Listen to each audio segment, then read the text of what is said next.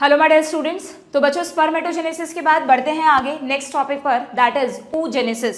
हमने गेमेटोजेनेसिस के बारे में पढ़ना स्टार्ट किया था एंड लास्ट सेशन में we have discussed about all the stages of spermatogenesis. एक बार अगर हम क्विकली रिवाइज करें तो टेस्टिस के में जो टेस्टिकुलर लॉब्यूल्स हैं उनमें जो सेमिनिफेरस ट्यूब्यूल हैं उनकी इनर लाइनिंग पर प्रेजेंट है spermatogonia which are immature germ cells. ये माइटोटिकली डिवाइड कर कर अपना नंबर बढ़ाती हैं। आपको कोई स्टेज का नाम चेंज नहीं करना, सिंपली माइटोसिस हो रहा है, स्पर्मेटोगोनिया ही रहेंगे। Now spermatogonia will differentiate, will grow in size to form primary spermatocyte, थोड़ा साइज बढ़ जाएगा। प्राइमरी स्पर्मेटोसाइट मियोसिस 1 करके 2 इक्वल सेकेंडरी स्पर्मेटोसाइट बनाएंगी जो कि हैप्लॉइड होंगी एंड ये दोनों सेकेंडरी स्पर्मेटोसाइट अगेन मियोसिस 2 करके 4 स्पर्मेटिड्स बनाएंगी जो अगेन हैप्लॉइड सेल्स होंगे लेकिन नॉन मोटाइल होंगे। अब ये जो स्पर्मेटिड्स हैं ये स्पर्मेटिड्स को स्पर्म बनाना है, तो यहाँ पर एक एडिशनल स्टेज हमने पढ़ी थी स्पर्मियोजेनेसिस, जिसमें स्पर्मेटिड का ट्रांसफॉर्मेशन होता है स्पर्म में। मैंने आपको कुछ एडिशनल चीज़ें इसमें बताई थी जो कि एनसीईआरटी में नहीं है, that is very very important, और उसी के बेसिस पर हमने स्पर्म का स्ट्रक्चर भी पढ़ लिया था। ठीक है, तो भाई ये टेस्टिस ने तो स्पर्म बना के तैयार कर लिए हैं। अब देखते हैं ओवरी में ओवम कैसे बनेगा। टेस्टिस में स्पर्म का बनना इज़ वेरी इजी प्रोसेस, आपको सिर्फ स्टेजेस याद रखनी थी किसके बाद क्या हो रहा है, बट oogenesis थोड़ा कॉम्प्लिकेटेड है।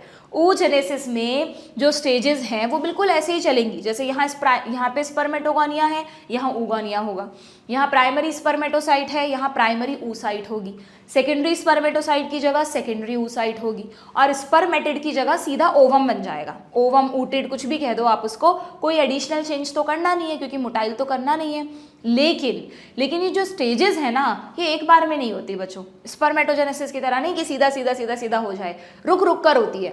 एक स्टेज होगी फीटल एम्ब्रियोनिक स्टेज में, एक फेज़ ऐसा है जो एम्ब्रियोनिक स्टेज में ओवरी में चलेगा, फिर वो फेज़ रुकी रहेगी, फिर जब प्यूबर्टी पर आएगी तब वो फेज़ कंप्लीट होगी, फिर ओव्यूलेशन हो जाएगा, ओवरी से ओवम बाहर निकल जाएगा और फिर जाके कंप्लीट होगा ये process at the time of fertilisation. अगर मान लो वो जो ओवम निकला ना बाहर ओवरी से, अगर उसे कभी स्पर्म मिले ही नहीं, क्योंकि ज़रूरी तो नहीं है कि जब ओव्यूलेशन हुआ तब स्पर्म्स भी आए हों, तो वो स्टेज कभी पूरी ही नहीं होती, ओवम उसी स्टेज में विल डाई। तो हमें oogenesis के प्रोसेस को थोड़ा पेशेंस से समझना है, 1 बाय 1 चीज़ों को समझना है।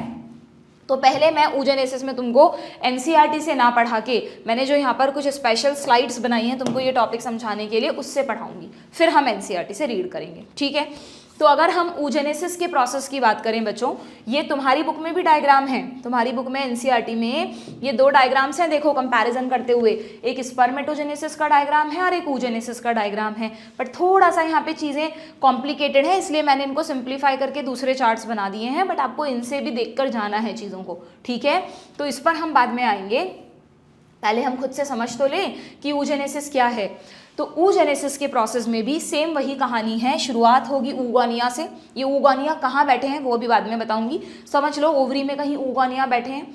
स्पर्मेटोगोनिया की तरह दीज आर जर्म सेल्स, ये मल्टीप्लाई करके अपना नंबर बढ़ा रहे हैं। ठीक है, अब oogonia में से जो इतने सारे oogonia हैं वहाँ तो क्या था, क्योंकि खूब सारे स्पर्म बनाने हैं तो खूब सारे स्पर्मेटोगोनिया एक साथ खूब सारे प्राइमरी स्पर्मेटोसाइट बनाएंगे, बट यहाँ ऐसा नहीं होगा।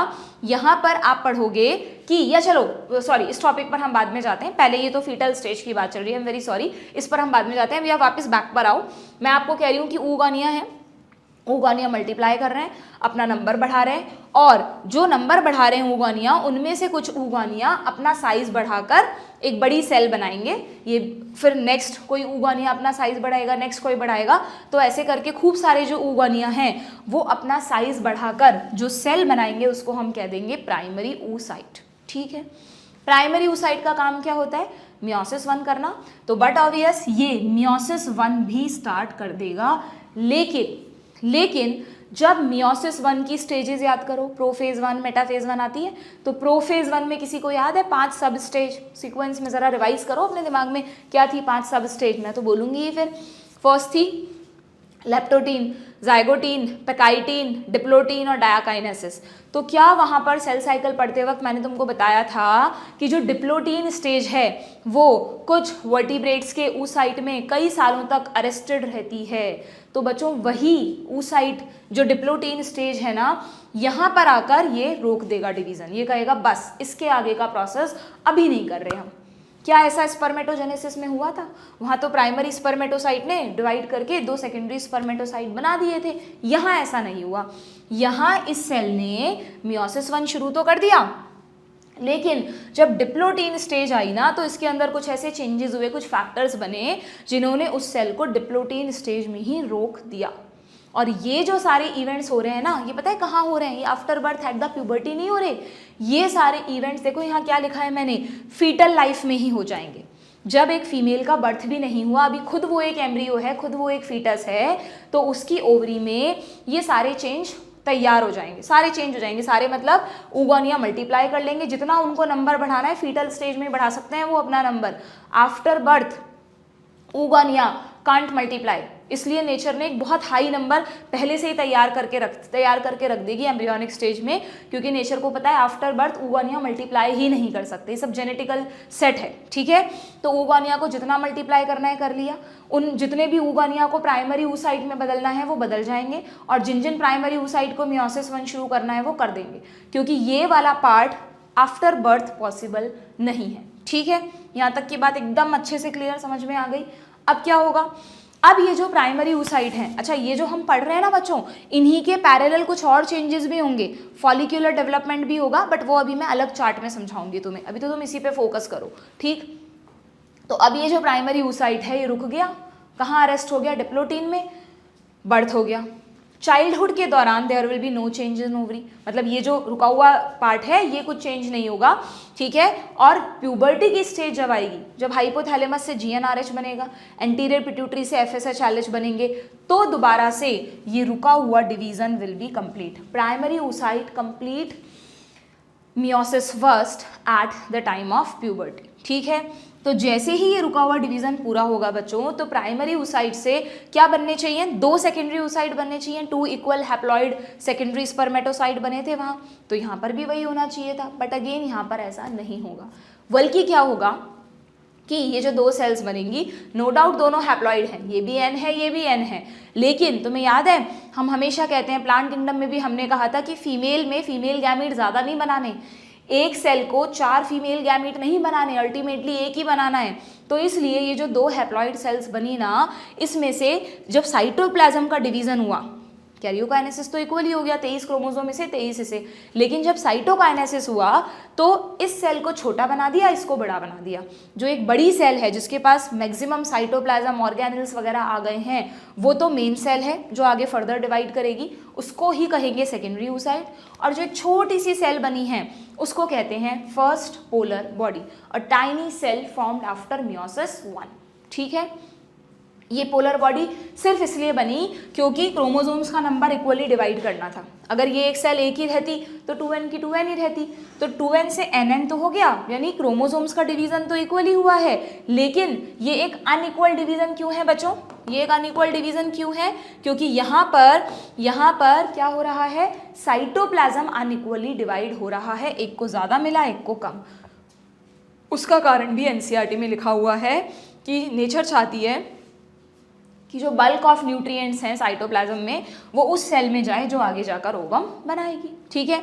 ये जो पोलर बॉडी है ये कुछ समय बाद डिजनरेट हो जाएगी, कुछ बुक्स में लिखा रहता है कि नहीं, ये मियोसिस सेकंड कंप्लीट करने के लिए दोबारा मियोसिस सेकंड कंप्लीट करती है, 2 छोटी छोटी पोलर बॉडी और बनाती है और फिर डिजनरेट होती है। कुछ कहती है नहीं, ये अननेसेसरी डिवाइड नहीं करती, सीधा डिजनरेट हो जाती है। तो NCERT में एक लाइन लिखी है कि this is not certain what is the fate of this polar body, ठीक है। मैंने आपको दोनों चीज़ें बता दी हैं। अब सुनना अब क्या हुआ, अब सेकेंडरी oocyte रह गया अकेला, वहाँ तो 2 थे, दोनों ने मियोसिस सेकंड करके 4 स्पर्मेटेड बनाए थे। यहाँ ये जो सेकेंडरी oocyte अकेला रह गया, इसने कहा चलो कोई बात नहीं, मैं अकेले ही डिवीजन कर लेता हूँ पूरा, तो इसने मियोसिस सेकंड शुरू कर दिया, ठीक है। सेकेंडरी है तो मियोसिस सेकंड करेगा, मियोसिस सेकंड इसने भी शुरू तो कर दिया, पर मैंने कहा ना oogenesis बड़े नाटक वाला प्रोसेस है, बीच बीच में रुका, इसमें रोक टोक लग जाती है। तो यहाँ पर सेकेंडरी oocyte ने मियोसिस सेकंड शुरू किया। अब मियोसिस सेकंड में पहले प्रोफेज सेकंड आई होगी, वो पूरी हो गई, उसमें कोई थोड़ा होता है लैप्टोटीन जाइगोटीन, वो तो सिर्फ फर्स्ट में ही होता था। जैसे ही मेटाफेज सेकंड आई, यानी जब क्रोमोसोम सेंटर पे अरेंज होते हैं, स्पिंडल फाइबर्स बन जाते हैं, तो मेटाफेज सेकंड तो कर ली उसने और फिर ये सेल फिर रुक गई। फिर इसमें कुछ ऐसे फैक्टर्स बन गए जिसने मेटाफेज पर इस सेल को अरेस्ट कर दिया। ये सब नेचर ने इंटेंशनली किया है। नेचर चाहती है कि जो न्यूट्रिएंट्स हैं वो अननेसेसरी खर्च ना हो, तभी खर्च हो जब उनकी ज़रूरत है। देखना आगे का भी डिवीज़न पूरा करेगी। तो क्या मैं यहाँ लिख सकती हूँ कि secondary oocyte starts meiosis second but arrested at metaphase second, ठीक है। और मेटाफेज सेकंड पर रुक तो गई वो, और ओवरी में, अभी हम ओवरी में ना इन सब के पैरेलल चेंजेस पढ़ेंगे। ये जो आपको फॉलिकल्स दिखाई है ना, इनके अंदर ये जो एक रेड कलर से सेल दिख रही है आपको, यही सेल्स हैं प्राइमरी oocyte, सेकेंडरी oocyte, इन्हीं सेल्स का नाम है। तो यूँ समझ लो तुम कि ये वाली जो सेल आपको दिख रही है ये है सेकेंडरी oocyte, जिसने डिवीज़न शुरू तो कर दिया लेकिन कहाँ रुक गई है वो रुक गई है मेटाफेज सेकेंड पर। तो और ये जो फॉलिकल है ये फट गई और ये सेल बाहर आ गई। तो this release is called ovulation, yes और नो। जब फीमेल गैमीट ओवरी से बाहर निकलता है तो हम उसको ओव्यूलेशन कहते हैं ना। तो नॉर्मली हम डेफिनेशन यही देते हैं कि release of ovum is called ovulation, but now you know कि ये अभी एक्चुअली में ओवम है ही नहीं। ये तो अभी कौन है, this is actually a secondary oocyte which is arrested in metaphase second, yes और नो। ये अभी ओवम है ही नहीं, बस जैसे ये डिवीजन कंप्लीट होगा ये ओवम बना लेगी। तो इसको ओवम कहना गलत नहीं है, बट साइंटिफिकली अगर दो ऑप्शंस हैं कि ओव्यूलेशन के दौरान कौन सी सेल बाहर निकल रही है, तो अगर ऑप्शन में सिर्फ ओवम है तो आप ओवम ही टिक करोगे। बट अगर साथ में एक ऑप्शन है secondary oocyte arrested in metaphase 2, तो that will be appropriate option. तो आप यहाँ ब्रैकेट में लिख लो, ठीक है। तो इसने क्या किया भाई, अपना मियोसिस तो शुरू तो कर दिया बट मेटाफेज में अटक गया। अच्छा, कई बार ये भी कंफ्यूजन हो जाता है बच्चों को कि मियोसिस 1 कौन सी फेज में अरेस्ट हुआ था और मियोसिस 2 कौन सी फेज में अरेस्ट हुआ है। तो बहुत आसान है, मियोसिस 1 पहली फेज में रुका, मियोसिस 2 दूसरी फेज में रुका। मियोसिस 1 की पहली फेज यानी प्रोफेज 1, मियोसिस सेकेंड की दूसरी फेज यानी मेटाफेज सेकेंड, ठीक है। और इसमें भी अगर स्पेसिफिकली हम ध्यान रखें तो प्रोफेज 1 की 4th सब स्टेज डिप्लोटीन, ओके। देन अब मैंने यहाँ पर लिखा है कि ये डिवीजन रुक गया और ओव्यूलेशन हो गया, यानी अब ये ओवरी के अंदर है ही नहीं, बिना डिवीजन पूरा करे ओवरी से बाहर चला गया। आपको पता है जैसे ही ओवरी से बाहर निकलता है कौन कैच करता है, फेलोपियन ट्यूब। फेलोपियन ट्यूब से उसको एम्पुला तक पहुंचा दिया जाता है, ठीक है। अब एम्पुला में ये वेट कर रहा है कि भाई स्पर्म्स आएंगे। इसकी लाइफ है 1 से 2 दिन, अगर उस दौरान स्पर्म आ गए तब तो ठीक है, नहीं आए तो ये बिना डिवीजन पूरा करे ही मर जाता है, दिस सेल विल डाई। सोचो बेचारा कब से मेहनत कर रहा था, एम्ब्रियोनिक स्टेज से शुरू हो गया था लेकिन ये डिवीजन कभी पूरा ही नहीं हुआ इन द एब्सेंस ऑफ स्पर्म। लेकिन अगर स्पर्म्स आ गए, ठीक है, तो यहाँ पे मैंने लिखा है थोड़ी देर रुका रहा ये डिवीजन, जब इसका ओव्यूलेशन हुआ तब से स्पर्म की एंट्री तक ज़्यादा समय नहीं है, 1 से 2 दिन का समय है। तो secondary oocyte completes meiosis second only after entry of sperms at the time of fertilisation, otherwise ये डिवीजन कभी होता ही नहीं, ये ऐसे ही इट विल डाई, ठीक है।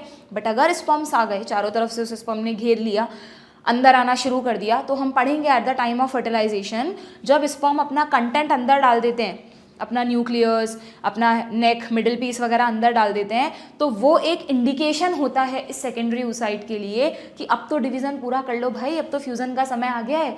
तो तब जाके बच्चों ये इस रुके हुए डिवीज़न को कंप्लीट करता है। कब करता है, at the time of fertilisation after entry of sperm. Sperm की एंट्री के बाद सब कुछ इंश्योर कर लेता है कि भाई हाँ अब तो फ्यूज़न का समय आ गया, अब तो फाइनल ओवम बना दो, ठीक है।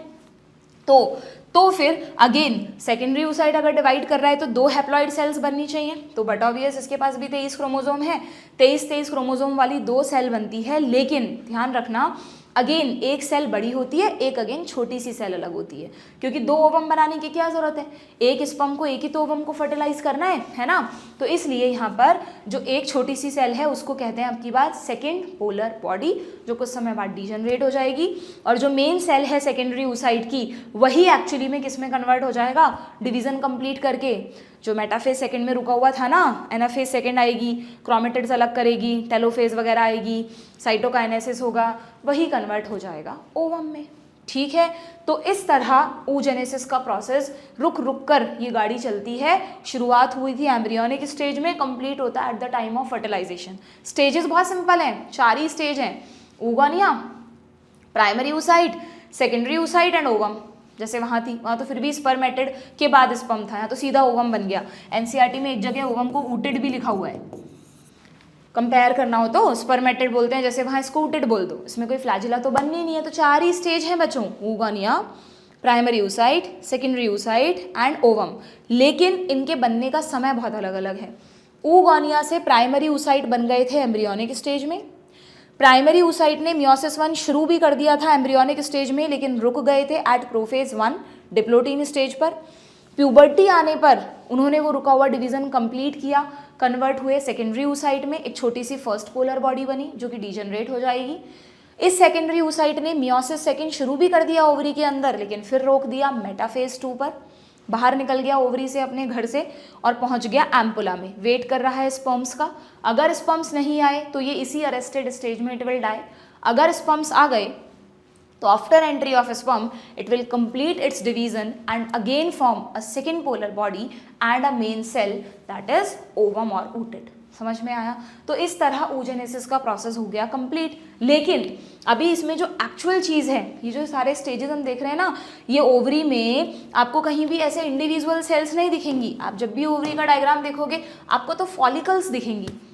तो ये फॉलिकल्स क्या हैं उसको आपको इसी के पैरेलल समझना है ना। पर ये तो एकदम क्लियर हो गया ना आपको अच्छी तरह से कि कौन कौन सी स्टेज है, कब कैसे बनी, किसकी प्लॉइडी क्या होगी। यहाँ पर मैंने सारे लिख दिए कि ये वाला पार्ट फीटल लाइफ में हो रहा है, बर्थ से प्यूबर्टी यानी चाइल्डहुड के दौरान इनएक्टिव रहा। फिर ये वाला जो पूरा पार्ट है ये होता है एडल्ट रिप्रोडक्टिव लाइफ में। अच्छा, उसमें भी एक बात और कि स्पर्मेटोजेनेसिस में तो बार बार हर दिन या हर कुछ दिनों में स्पर्म्स बनते रहते हैं डिपेंडिंग ऑन द हार्मोन्स। यहाँ पर ये जो पूरा इवेंट है ना, ये इवेंट किसी एक ही सेल में चलेगा। ऐसा नहीं कि प्यूबर्टी पर सारे प्राइमरी oocyte एक साथ ये सब कुछ कर देंगे। हर मंथ एक ही तो ओवम बनाना है। तो अगर मान लो प्यूबर्टी के टाइम पर एक फीमेल ओवरी में मान लो जस्ट सपोज 100 प्राइमरी oocyte पड़े हैं, तो जब प्यूबर्टी आएगी तो उन 100 में से कोई एक प्राइमरी oocyte ये रुका हुआ डिवीजन पूरा करेगा और ये आगे की चीज़ें करेगा। ठीक है, फिर अगले मंथ नेक्स्ट प्राइमरी oocyte ये रुका हुआ डिवीजन पूरा करेगा और इस साइकिल को कंप्लीट करेगा। फिर अगले मंथ नेक्स्ट प्राइमरी oocyte। तो हर मंथ में एक प्राइमरी oocyte ही इन डिवीजन्स को करता है, और वो भी ऑल्टरनेटिवली, एक बार अगर राइट ओवरी में तो दूसरे मंथ में लेफ्ट ओवरी में ये प्रोसेस होगा। ठीक है, यहाँ तक की बात क्लियर है। नाउ अब हमें ये इसलिए हमने यहाँ पर लिखा है कि मेनार्क से लेकर मेनोपॉज तक ये इवेंट्स हर मंथ रिपीट होते रहते हैं ऑल्टरनेटिवली इन द ओवरी। ठीक, अब हमें ये समझना है कि ये जो नेचर ने इतना इंपॉर्टेंट स्ट्रक्चर बनाया है, इसको प्रोटेक्ट कैसे किया है ओवरी में। इसके लिए नेचर ने बनाई है बच्चों कुछ फॉलिकल्स, जहाँ पे बच्चे बहुत ज़्यादा कंफ्यूज होते हैं, समझ में ही नहीं आता कि कौन सी प्राइमरी फॉलिकल है कौन सी सेकेंडरी है। तो फॉलिकुलर डेवलपमेंट समझने से पहले एनसीईआरटी में लिखा हुआ है, बिल्कुल थ्योरेटिकली लिखा हुआ है, बहुत कंफ्यूजिंग है। तो पहले हम चार्ट से पढ़ेंगे, फिर हम लास्ट में एनसीईआरटी से पढ़ेंगे ये टॉपिक, है ना। तो अब आपको क्या समझना है कि ये जो फॉलिकुलर डेवलपमेंट है ना, उसमें एक बात ध्यान रखना। अगर मैं बोल रही हूँ प्राइमरी oocyte, तो आपने बोल दिया उसके साथ चारों तरफ सेल्स इकट्ठी हो गई प्राइमरी फॉलिकल। बट ऐसा नहीं है कि सेकेंडरी oocyte मतलब सेकेंडरी फॉलिकल, टर्शरी oocyte तो फिर कुछ होता ही नहीं है, टर्शरी फॉलिकल कहाँ से आ गई। तो वहाँ पर भी हम फॉलिकल्स में primary secondary tertiary term use करेंगे, बट उनका इनसे कोई डायरेक्ट रिलेशन नहीं है। पढ़ें ज़रा फॉलिकुलर डेवलपमेंट क्या है, उसके लिए भी स्लाइड्स हैं 2-3 जिसमें मैंने पॉइंट बाय पॉइंट इनको बताया है। देखो, ये मैं कहूँगी कि आप भी अपना कहीं पर भी अपने नोट्स में एक जगह इस चीज़ को बना के ड्रॉ करके रख लेना, अभी समझ लो बाद में बना लेना, क्योंकि ये इंपॉर्टेंट है, भूल जाओगे वरना। सी, अब हमको इसके पैरेलल चलना है। ठीक है, हम कह रहे हैं कि फीटल स्टेज में दोनों ओवरीज ने क्या किया, अपने oogonia को जितना कर सकते थे मल्टीप्लाई कर लिया, उनकी ग्रोथ करवा के उनमें से कुछ oogonia को प्राइमरी oocyte में बदल दिया। कुछ मतलब मिलियंस में होता है वो नंबर भी। ओके, तो देखो यहाँ क्या करा है, वो oogonia आए कहाँ से। जैसे वहाँ हमने कहा था कि सेमिनिफेरस ट्यूब्यूल की लाइनिंग पर स्पर्मेटोगोनिया होते हैं, तो बच्चों ओवरी में ऐसी कोई सेमिनिफेरस ट्यूब्यूल तो है नहीं। तो ओवरी में जो इसकी खुद की जर्मिनल एपिथेलियम होती है ना, ओवरी की चारों तरफ जो थिन एपिथेलियम होती है, उसी की सेल्स यहाँ पर oogonia बनाएंगी। तो in the foetal stage, in the embryonic stage, ovary क्या करती है, जो ओवरी में ये सेल्स हैं they start to proliferate into the stroma. ये पूरा स्ट्रोमा है ना जिसके 2 पार्ट होते हैं, कॉर्टेक्स और मेड्यूला, है ना। तो इससे कुछ सेल्स मल्टीप्लाई करके प्रोलिफरेट करने लगती हैं और कॉर्टेक्स में आने लगती हैं। ठीक है, इन्हीं को आप कहेंगे ऊगोनिया, यही सेल्स ऊगोनिया है। तो ऊगोनिया का ओरिजिन कहाँ से हुआ? खुद ओवरी की लेयर से। ठीक, अब ये ऐसे नीचे की तरफ आ रही है, इनको अलग भी तो होना पड़ेगा, तो फिर इनमें से कुछ क्लस्टर ऑफ सेल्स अलग होते जाते हैं और हर क्लस्टर को आप कह सकते हो एग नेस्ट। ये टर्म आपके लिए इंपॉर्टेंट नहीं है, ऐसे ट्यूब की तरह दिखती है, फ्लगर ने देखा था इसलिए इनको एग ट्यूब ऑफ फ्लगर कहते हैं, आपसे नहीं पूछेंगे। ओके, तो ये क्या बन गए? एग नेस्ट बन गए। ऐसे एक ओवरी में खूब सारे एग नेस्ट बन रहे हैं। ओके, फीटल स्टेज में चल रहा है सब। अब ये जो एग नेस्ट है, these are actually the multiplying oogonia, जो ऊगोनिया अपना नंबर बढ़ा रहे हैं ना, वही है ये। इस एक क्लस्टर ऑफ सेल में से कोई एक सेल साइज में बढ़ जाएगी।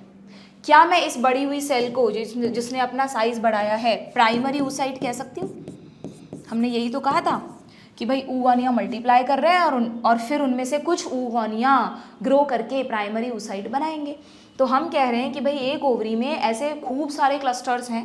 अगर ये एक ओवरी है, ये दूसरी ओवरी है, तो उनमें खूब सारे क्लस्टर्स हैं चारों तरफ कॉर्टेक्स में, और हर क्लस्टर की एक सेल सेंटर में साइज में बढ़ गई है। फीटल स्टेज में चल रहा है सब कुछ।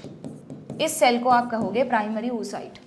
और जैसे ही ये प्राइमरी oocyte बनेगी, जो इसको चारों तरफ से घेरी हुई सेल्स है ना, they are arrange in a layer, वो प्रॉपरली एक लेयर में अरेंज हो जाएंगी, सिंगल लेयर में। और इन सेल्स को कहेंगे बच्चों ग्रैन्युलोसा सेल्स, लिखा है एनसीईआरटी में, अभी हम देखेंगे ग्रैन्युलोसा सेल्स, क्योंकि इनमें खूब सारे सिक्रीटरी ग्रेन्यूल्स होते हैं। ये आगे जाकर अभी कुछ सिक्रीशंस करेंगी, हम देखेंगे। ठीक है, तो these are the granulosa cell, इसकी एक लेयर बन जाएगी। ठीक है, तो जब ये डिफ्रेंशिएट होने लगता है, ग्रो करने लगता है, तब तो आप इसको कह देते हो प्राइमोर्डियल फॉलिकल, और जब एक प्रॉपर फॉलिकल बन के तैयार हो जाती है तो you called it primary follicle. ठीक है, समझ में आ गया क्या? ये है प्राइमरी oocyte, ये भी समझ में आ गया। ये कौन सी सेल है बच्चों? Primary oocyte। और इस प्राइमरी oocyte ने, अभी एम्ब्रियोनिक स्टेज ही चल रही है ना, इस प्राइमरी oocyte ने क्या किया? It starts meiosis 1 and arrested in diplotin of prophase 1।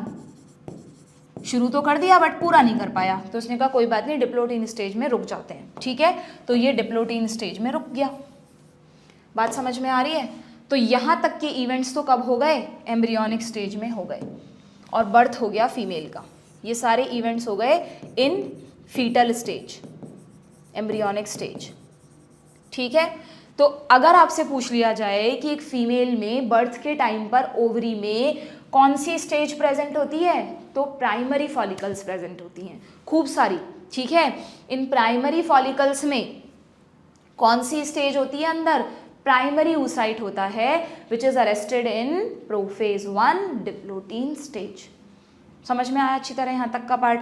तो ये हमने यहाँ तक का पार्ट, ये प्राइमरी oocyte अकेला नहीं है, इसको चारों तरफ से ग्रैन्युलोसा सेल्स ने घेरा हुआ है, और ऐसे एक ओवरी में खूब सारे स्ट्रक्चर्स हैं जिसके साथ फीमेल का बर्थ हुआ है। ठीक है, एक बार मैं इतना पार्ट तुम्हें एनसीईआरटी में दिखा देती हूँ। जहाँ पर oogenesis शुरू हो रहा है वहाँ पे देखो क्या लिखा है। The process of formation of a mature female gamete, that is ovum और egg, is called oogenesis, which is markedly different from spermatogenesis.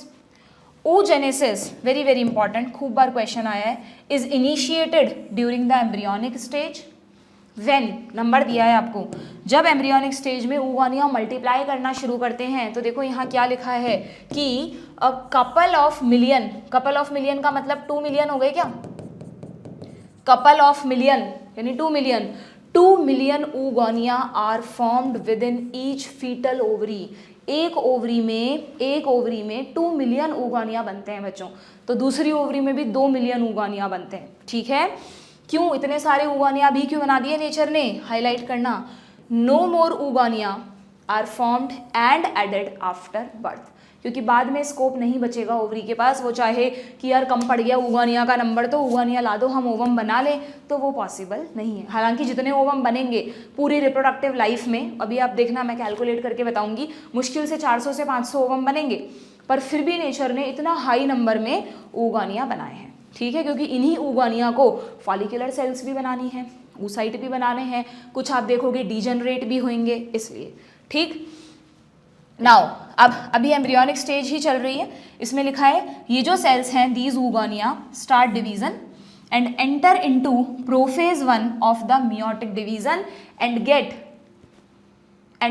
इनको थोड़ा सा यहाँ पे है ना ऐसा लिखना चाहिए था बच्चों, पहले यहाँ इस वाले पॉइंट से पहले लिखना चाहिए था these cells grow in size, है ना, and form primary oocyte. Oogonia में से कुछ ऊगोनिया ने सेल साइज बढ़ाकर प्राइमरी oocyte बनाया, which start division and enter into prophase 1 of the meiotic division, get temporarily arrested. ठीक है, at that stage. अच्छा, इन्होंने यहाँ इस स्टेज का नाम लिख दिया, that is प्राइमरी oocyte. तो प्राइमरी oocyte कब बना? ऊगोनिया की ग्रोथ से. इसने मियोसिस 1 शुरू तो कर दिया लेकिन ये अरेस्ट हो गया है in prophase 1. This is oogonia, this is primary oocyte. समझ गए ना आप बात? साथ साथ में लिखा है, एनसीईआरटी में अलग अलग नहीं दिया. ओके, अब देखो क्या लिखा है. ईच प्राइमरी oocyte, ये जो प्राइमरी oocyte है, it get surrounded by a single layer of granulosa cells. आ गया इसका नाम. And it is called primary follicle. तो प्राइमरी oocyte और प्राइमरी फॉलिकल में फर्क समझ गए ना.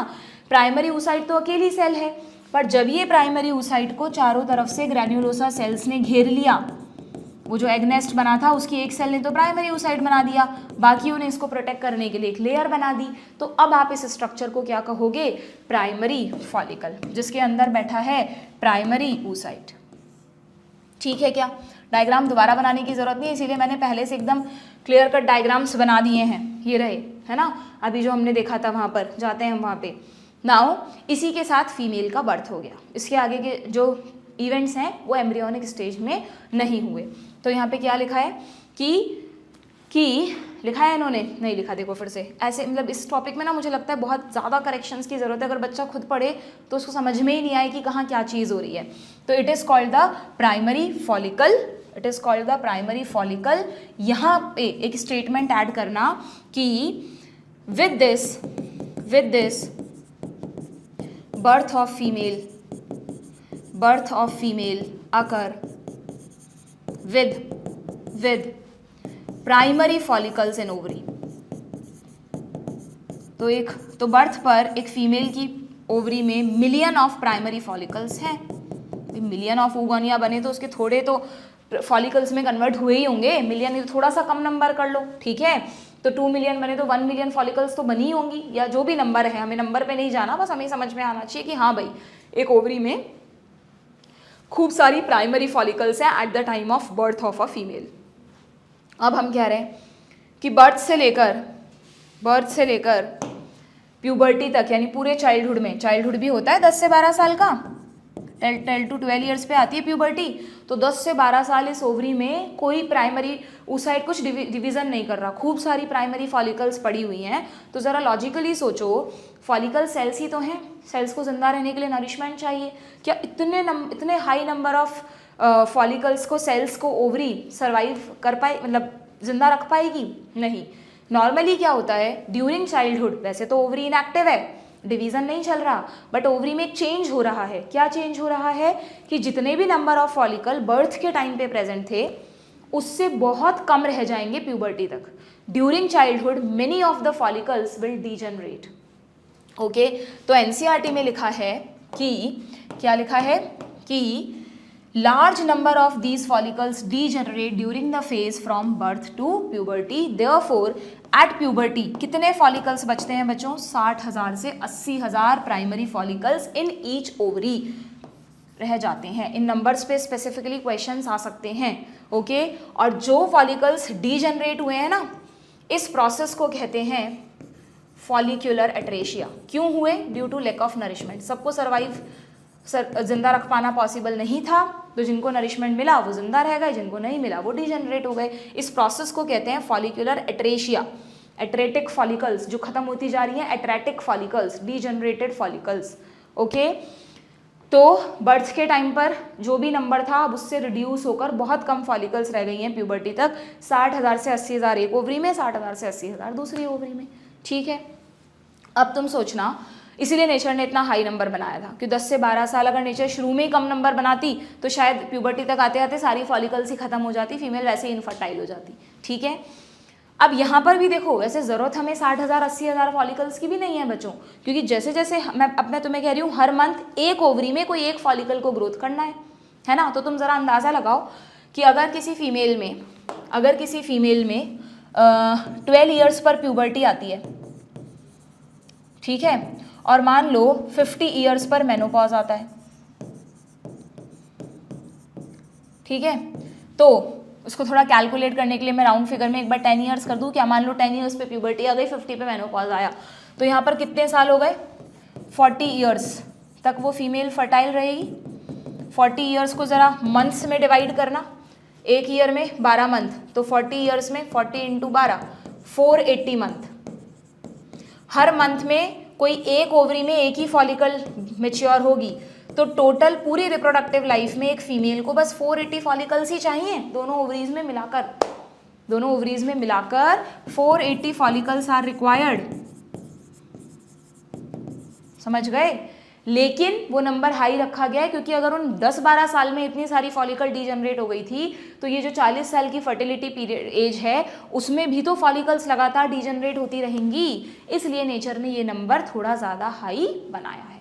ठीक है, तो रिक्वायर कितने ओवम बनते हैं, मतलब एक फीमेल में लगभग, ये बहुत एक्सट्रीम जाके हमने कैलकुलेशन की है, क्या पता 12 साल में शुरू हो 45 में ही ख़त्म हो जाए, तो बहुत एक्सट्रीम जाके करें तो भी 480 फॉलिकल, एवरेज मान लो 400 फॉलिकल्स, 400 ओवम ही एक फीमेल के लाइफ में बनते हैं। ठीक है, दोनों ओवरीज से मिलाकर।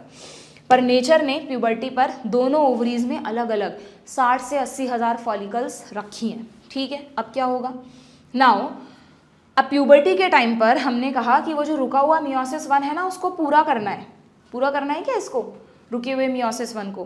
पर ये ऐसे एकदम से पूरा नहीं हो जाता बच्चों। पहले ये जो प्राइमरी फॉलिकल के अंदर प्राइमरी oocyte बैठा है ना, जिसके चारों तरफ अभी एक ही लेयर है, ये कहता है मेरा प्रोटेक्शन बढ़ाओ, मुझे और सिक्योरिटी दो, मेरा सिक्योरिटी सिस्टम बढ़ाओ, तब मैं ये रुका हुआ डिवीज़न कंप्लीट करूँगा। मुझे इंश्योर करो कि अगर मैं आगे ओवम बनाने की तैयारी करता हूँ तो मैं सेफ हूँ, है ना। इसने शर्त रख दी अपनी। तो हुआ क्या कि जो प्राइमरी फॉलिकल है, जिसके अंदर प्राइमरी oocyte बैठा है, उस प्राइमरी फॉलिकल को अपने चारों तरफ लेयर्स को बढ़ाना पड़ेगा, सिक्योरिटी सिस्टम बढ़ाना पड़ेगा। तो सिक्योरिटी सिस्टम बढ़ाने के लिए पहले प्राइमरी फॉलिकल ने ग्रैन्युलोसा सेल्स को प्रोलिफरेट किया, ग्रैन्युलोसा सेल्स ने अपना नंबर बढ़ाया और एक की जगह 4, 5, 6 लेयर्स बन गई, मल्टीपल खूब सारी लेयर्स बन गई। अब आप इस स्ट्रक्चर को कह दोगे सेकेंडरी फॉलिकल। अभी डिवीजन नहीं हुआ, आप ये मत समझना सेकेंडरी फॉलिकल का मतलब सेकेंडरी oocyte बन गया, अभी तो उसने शर्त रखी हुई है मेरा प्रोटेक्शन सिस्टम बढ़ाओ, तो अभी तो बस सिक्योरिटी बढ़ रही है। तो सिक्योरिटी बढ़ने के साथ साथ प्राइमरी फॉलिकल किस में कन्वर्ट हो रही है, सेकेंडरी फॉलिकल में।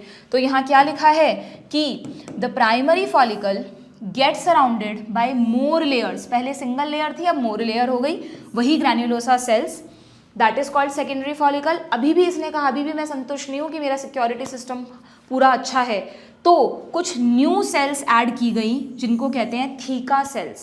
कैसे समझना इस चीज़ को, मैंने यहाँ पे डायग्रामेटिकली बताया है, ये हमने पढ़ ही लिया था प्राइमरी फॉलिकल तक का पार्ट।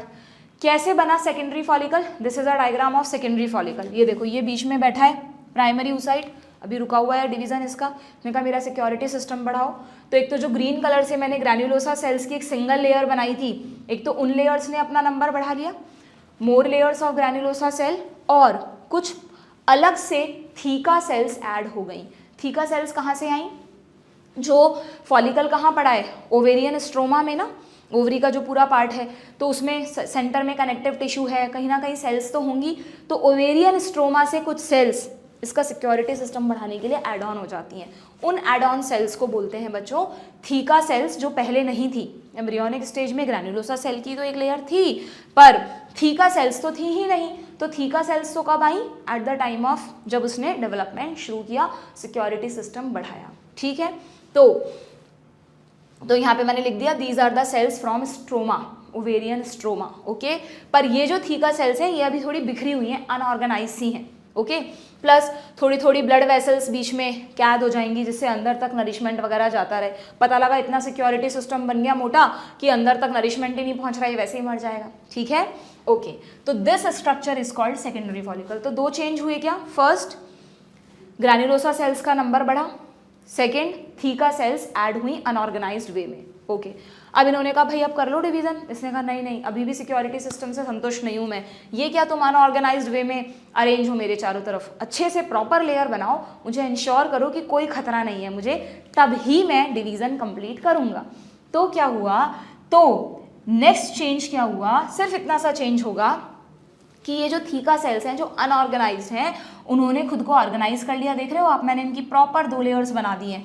बाहर वाली लेयर का नाम है थीका एक्सटर्ना, अंदर वाली लेयर का नाम है थीका इंटरना, ठीक है। प्लस इसको एक और प्रोटेक्टिव सिस्टम दिया गया। आप हर जगह पढ़ते हो, मैंने आपको ह्यूमन फिजियो में बताया है कि fluid is a very good shock absorber, कि कहीं से भी कोई हल्का फुल्का, जैसे आप पानी में एक पत्थर फेंकते हो तो वेव्स बिखर जाती हैं ना, तो fluid is a very good shock absorber. तो इसको भी एक फ्लूइड से सराउंड करना है। तो हुआ क्या बच्चों, सुनना ध्यान से, ये जो ग्रैन्युलोसा सेल्स सॉलिडली पैक थी ना इसके अंदर, इनमें से कुछ सेल्स ने एक फ्लूइड सिक्रीट करना शुरू किया। सपोज ये फ्लूइड सिक्रीट कर रही हैं, ओके और उस फ्लूइड की वजह से थोड़ा बाहर की तरफ धक्का लगा, तो ग्रैन्युलोसा सेल्स की जो भी 4-5 लेयर्स हैं वो थोड़ी बाहर चली गई, एक दो लेयर इसके चारों तरफ भी रह गई, और यहाँ पर एक कैविटी क्रिएट हो गई जिसको कहते हैं एंट्रम। वेरी वेरी इंपॉर्टेंट, लिखा है एनसीईआरटी में, नीट में भी क्वेश्चन आया हुआ है कि what is the characteristic feature of tertiary follicle. जैसे ही आपको माइक्रोस्कोप से देखने पर एंट्रम दिखने लग जाए तो आप समझ लो सिक्योरिटी सिस्टम पूरा बन के तैयार है, टर्शियरी फॉलिकल बन चुकी है। तो सेकेंडरी फॉलिकल टर्शियरी में कैसे चेंज हुई, सेकेंडरी फॉलिकल से टर्शियरी बदलने के लिए अगेन 2 तरह के चेंज हुए। पहला, थीका लेयर्स ने खुद को ऑर्गेनाइज किया, एक्सटर्ना और इंटरना में, लिखा है एनसीईआरटी में भी हम पढ़ेंगे। एंड ग्रेन्युलोसा सेल्स ने एक फ्लूइड सिक्रीट करके एक फ्लूइड फिल्ड कैविटी बनाई एंट्रम, बट उसको कुछ इस तरह से बनाया जैसे मैंने यहाँ डिजाइन किया है ना। और ये आगे जाकर मेन सेल है ना, ओवम बनाएगी, तो इसको थोड़ा सा स्पेशल फील कराने के लिए इसके लिए एक सिंहासन भी बनाया है। यहाँ पे कुछ ग्रैन्युलोसा सेल्स एक जगह पर पूरी इकट्ठी हो रखी हैं, इसको बोलते हैं इसका सिंहासन, यानी जर्म हिल यानी पहाड़ी, जर्म सेल, ये मेन सेल है जो आगे जाकर डिवीजन कंप्लीट करेगी, तो इसको थोड़ा स्पेशल भी फील करा दिया। अब ये खुश हो गया, इसने कहा हाँ भाई अब मैं बिल्कुल खुश हूँ, तुमने मुझे पूरा प्रॉपर सिक्योरिटी सिस्टम भी दे दिया जिसमें थीका एक्सटर्ना है, थीका इंटरना है, खूब सारी ग्रैन्युलोसा लेयर्स हैं, मैंने बनाई 2 हैं बट खूब सारी होती हैं, है ना। तुमने मुझे फ्लूइड भी दे दिया और एक एडिशन में तुमने मुझको एक सिंहासन भी दे दिया। नाउ आई एम सेटिस्फाइड, अब I will complete the division. तो टर्शियरी फॉलिकल में जब टर्शियरी फॉलिकल बन जाता है, this primary oocyte will complete its division, ठीक है। यहाँ पे मैंने लिखा है, यहाँ तो पहले मैंने प्राइमरी oocyte ही लेबल किया, यानी ग्राफियन फॉलिकल की टर्शियरी फॉलिकल की 2 स्टेज हैं। एक वो टर्शियरी फॉलिकल जिसमें ये वेट कर रहा है सब कुछ बनने का, और एक वो टर्शियरी फॉलिकल जिसमें ये डिवीजन कंप्लीट कर लेगा। तो अब मैं इसको प्राइमरी oocyte लेबल ना करके क्या लेबल करूंगी, सेकेंडरी oocyte। तो मैंने यहाँ पे लिख दिया है, एनसीईआरटी की लाइन है, क्वेश्चन भी आया हुआ है कि फॉलिकल्स की वो कौन सी स्टेज है जिसमें ओवम अपना रुका हुआ, मतलब ये प्राइमरी oocyte अपना रुका हुआ डिवीजन पूरा करता है। तो it is the tertiary follicle in which primary oocyte थोड़ा सा साइज भी बढ़ाता है, grow in size, and completes meiosis 1 to form a secondary oocyte and a tiny polar body. तो ये जब बच्चों डिवीजन करेगा ना, तो एक तो बड़ी सेल बनेगी और यहीं पर एक छोटी सी पोलर बॉडी भी बन जाएगी, जिसको हम आगे दिखाएंगे। ओके एक बार पहले यहाँ तक के इवेंट फिर एनसीईआरटी में देख लो। ये देखो क्या लिखा है कि the secondary follicle soon, secondary follicle तो बनाई दी थी ना हमने, कहाँ गया, सेकेंडरी फॉलिकल बना दी थी, कैसे बनाई थी याद है आप लोगों को, थीका सेल्स आ गई थी और ग्रैन्युलोसा सेल्स ने नंबर बढ़ा लिया था। सून फटाफट से इसने सिक्योरिटी सिस्टम कंप्लीट करने के लिए क्या किया, it transform into a tertiary follicle.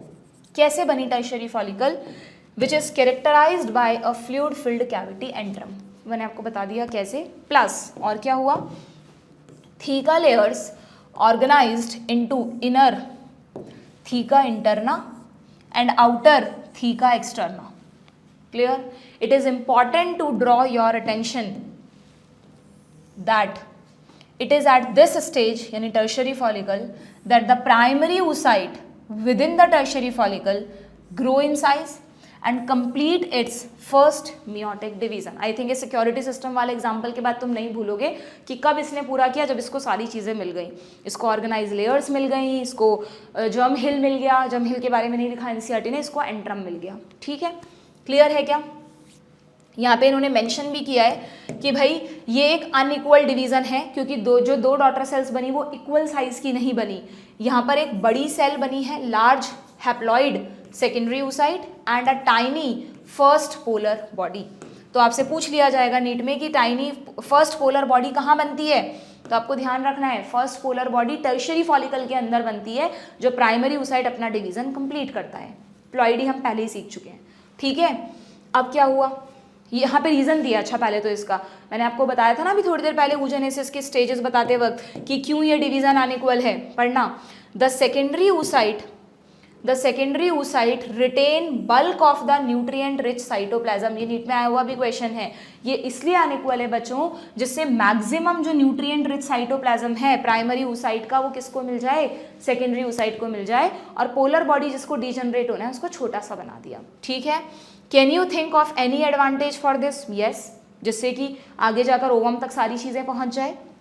And पूछा है, does the first polar body born out of first meiotic division divide further और डिजनरेट? तो यहाँ पर आप लिख लेना कि यहाँ लिखा है at present we are not very certain about this.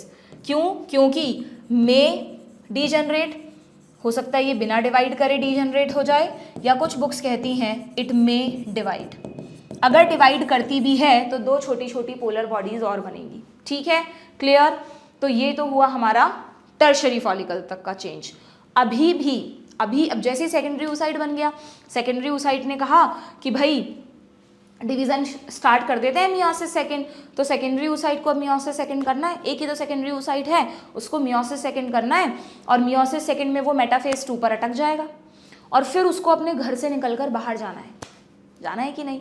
तो उसने कहा कि भाई अब तो मैं बाहर जा रहा हूँ, मेरा सिक्योरिटी सिस्टम में कुछ ऐसा इंतजाम करो, अभी तक के जो इंतजाम थे वो तो तुमने फॉलिकल में किए थे, अब मैं अकेला जाऊँगा बाहर, पूरी फॉलिकल थोड़ी ना बाहर जाएगी, तो मेरे सिक्योरिटी सिस्टम को थोड़ा और बढ़ाओ, मेरे चारों तरफ वाली सेल्स को, ना कि फॉलिकल वाले सिक्योरिटी सिस्टम को। अभी तक तो मैं घर में था, मैं घर से बाहर जा रहा हूँ।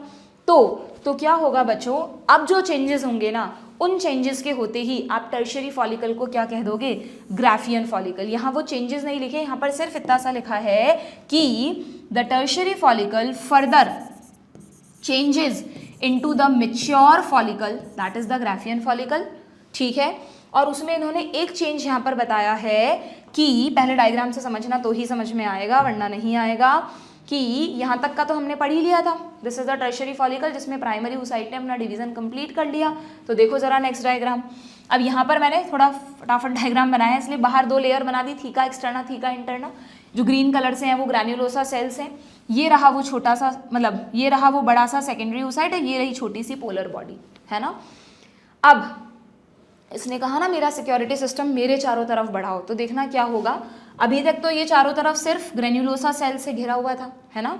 अब क्या होगा, खुद ये सेकेंडरी oocyte ही, बोलते ना जब घर से बाहर जाने का टाइम आता है तो हमें खुद भी थोड़ा सा मैच्योर होना पड़ता है, तो खुद ये सेकेंडरी oocyte ही कुछ प्रोटीन्स सिक्रीट करेगा। सेल्स तो बना नहीं सकता, ये डिवाइड थोड़ी ना कर रहा है, सिर्फ कुछ प्रोटीन सिक्रीट करेगा, और वो प्रोटीन्स बिल्कुल ये जो पिंक कलर से मैंने लेयर बनाई है इसके चारों तरफ आकर इकट्ठे हो जाएंगे और एक थिक लेयर बना देंगे, जिसको कहते हैं, very very important in this chapter, zona pellucida. आगे बहुत काम आने वाली है फर्टिलाइजेशन में ये जोना पेल्यूसिडा। क्वेश्चंस आते हैं इस पर, डू रिमेंबर। जोना एक जोन बन गया, है ना, प्रोटीन का जोन बन गया, प्रोटीन की लेयर बन गई। जोना पेल्यूसिडा किसने बनाई, खुद सेकेंडरी oocyte ने। ओके, ये ओवम के पास तक आगे तक चलेगी ये, जब तक एम्ब्रियो नहीं बन जाता, ठीक है। इम्प्लांटेशन के वक्त हटेगी, तब तक ये इसका प्रोटेक्शन करेगी, क्लियर। तो दिस इज जोना पेल्यूसिडा। और ये जो मेम्ब्रेना ग्रैन्युलोसा की सेल्स थी ना, ये वाली, इनको थोड़ा धक्का लगेगा ना, अगर ये खुद अपने चारों तरफ एक लेयर बना रहे, थोड़ी बाहर की तरफ जाएंगी, तो ये जैसे जैसे बाहर जा रही है, दिख रहा है आपको, थोड़ी सी फैल गई है, थोड़ी सी इरेग्युलर हो गई, लूजली पैक्ड हो गई और रेडियली अरेंज हो गई। जैसे किरणें निकलती हैं, रेज निकलती हैं, तो थोड़ी सी ये रेडियली अरेंज हो जाती हैं। और इनको जोड़े रखने के लिए, कहीं बिखरी ना जाए टूट के, इनके बीच बीच में जो खाली स्पेस क्रिएट हुआ है वहाँ पर एक सीमेंटिंग सब्सटेंस भर जाता है, जिसको कहते हैं बच्चों हाइल्यूरोनिडेज। मैंने यहाँ पर नहीं ड्रॉ किया, वो आगे ओवम के स्ट्रक्चर में लिख लेना, या यहाँ लिख लो। ये जो सेल्स हैं ग्रीन कलर की, जो मैं आपको कह रही हूँ रेडियली अरेंज हो गई हैं, इस लेयर को कहते हैं कोरोना रेडिएटा।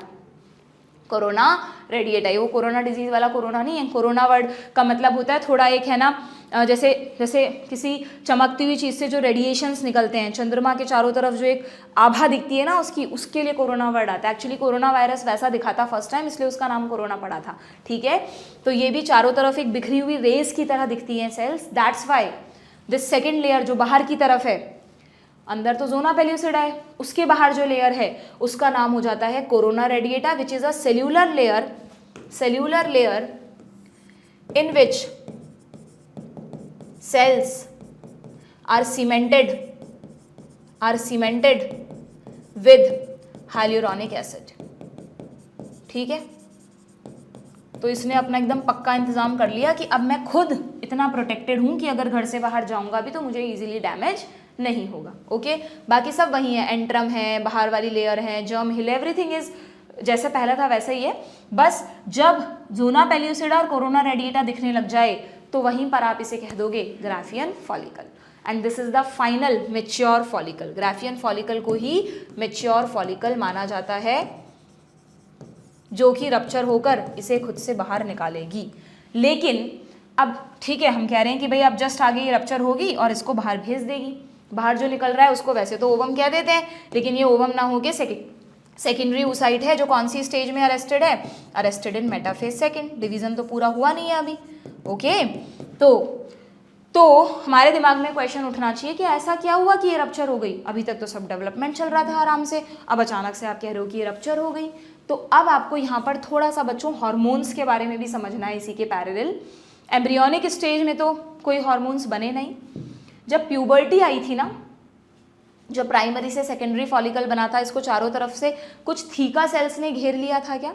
तो ये थीका सेल्स क्या करते हैं बच्चों, इनके पास कुछ ऐसे प्रिकर्सर्स होते हैं जो ये ग्रैन्युलोसा सेल्स को दे देते हैं और उन्हें कहते हैं तुम हार्मोन्स बनाकर सिक्रीट करना शुरू करो, क्योंकि इस प्रोसेस को मेंटेन करने के लिए हार्मोन्स चाहिए। तो एक तरफ तो FSH तो आ रहा है, जिससे प्राइमरी फॉलिकल सेकेंडरी फॉलिकल में तभी तो बदली जब FSH आया, प्लस अब एस्ट्रोजन भी तो बनाना है। भूल गए आप, ओवरी में जब ये सारे चेंजेस होते हैं तो ओवरी को एस्ट्रोजन हार्मोन बनाना है, ग्राफियन फॉलिकल तक सबको, सेकेंडरी टर्शियरी ग्राफियन तीनों को एस्ट्रोजन बनाना है। तो एस्ट्रोजन कौन बनाता है, यही ग्रैन्युलोसा सेल्स, बट इनके पास प्रिकर्सर कहाँ से आए, थीका सेल से। इसीलिए अभी तक पहले एस्ट्रोजन नहीं बन रहा था, एस्ट्रोजन बनेगा जब थीका सेल्स आ जाएंगी, ठीक है। तुम्हारे लेवल पे समझा रही हूँ। तो थीका सेल्स ने ग्रैन्युलोसा को प्रिकर्सर दिए और ग्रैन्युलोसा सेल्स ने क्या बनाना शुरू कर दिया, एस्ट्रोजन हार्मोन बनाना शुरू कर दिया, ठीक है। धीरे धीरे थीका ऑर्गेनाइज होती जा रही है, ग्रैन्युलोसा और एस्ट्रोजन बना रही है, ओके। तो ये जो, इसलिए मैंने यहाँ पर देखो ऐसे लिखा है कि थीका इंटरना से एस्ट्रोजन ग्रैन्युलोसा में जाता है और फिर सिक्रीट होता है। एस्ट्रोजन का मतलब प्रिकर्सर्स ऑफ एस्ट्रोजन समझ लो।